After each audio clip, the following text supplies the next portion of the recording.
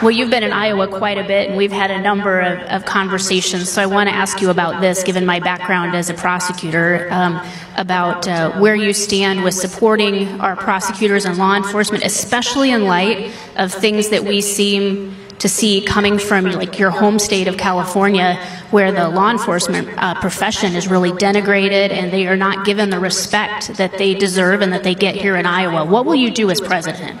There's a wonderful book that I've been reading. It's called Rogue Prosecutors by a couple of researchers at the Heritage Foundation. And it's about these George Soros soft on crime DAs we have all over the place, including here, I believe, in Des Moines, if I'm not mistaken. This Defund the Police, assault on the police movement is an outrage, and it is getting people killed. It's called the George Floyd Effect, or the Ferguson Effect, and that's the phenomenon of cops all over the country pulling back because they've been maligned as engaging in systemic racism.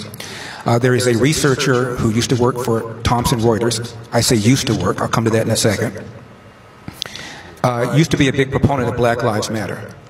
And he did a study, and he found out every time there's a high-profile shooting of a black person, whether it's in Baltimore, Freddie Gray, or Chicago, Laquan McDonald, or outside in Ferguson, Michael Brown, the police have pulled back. And this phenomenon has replicated itself all over the country. So there are literally thousands of what he called were excess deaths, people who would not have died had the police been doing their normal, proactive policing. By the way, he was called in by Human Resources after he put this study on their bulletin board. And he was told, change your results. This is a data scientist, Harvard-educated data scientist. He said, I'm sorry, my research led me to this conclusion. This is killing people. And he refused to change his results. He got fired. So it is something that is literally killing people. And it's very much a lie.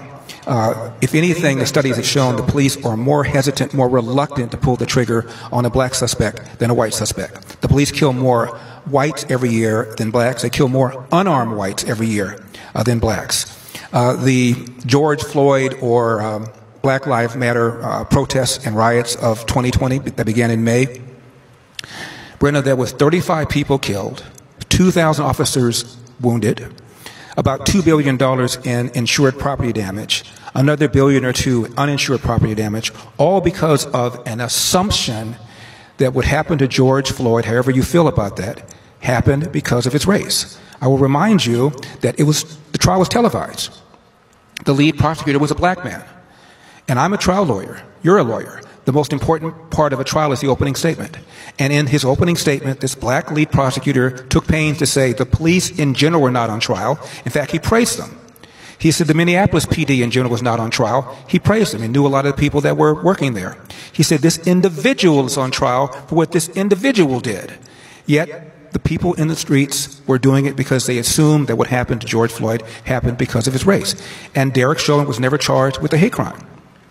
Now, I don't know, there were 20 million people participating in protests in 200 cities, Brenna. I suspect that if you asked them to name their political ideology, almost all of them would say that they were very liberal or liberal. The reason I say that is there's a website called policemag.com where self-described very liberal people were asked, how many unarmed black men did the police kill in 2019? 50% of the self-described very liberal people, Brenna, thought the police killed 1,000 unarmed black men in 2019. 39% of the self-described liberal people thought the police killed 1,000, and 8% thought they killed 10,000. The answer was 12. That's the gap between what people think is going on versus what is going on, and it's getting people killed because the Democrats push this narrative, the media pushes this narrative, and it is a lie.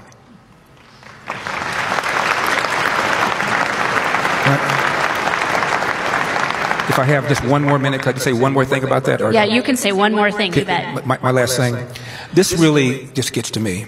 Joe Biden goes to Howard University a few weeks ago, commencement address, and he says the #1 threat to the homeland is white supremacy. The Anti-Defamation League keeps track of how many people are killed every year by extremists, and last year there were 25 people out of roughly over 20,000 people who were killed, who were homicide victims. If you want to play this game, most whites who are killed by other whites. Most blacks who are killed by other blacks. However, every year there is a small percentage of interracial black-white homicides, roughly 750 every year. 500 whites are killed by blacks, even though blacks are 13% of the population.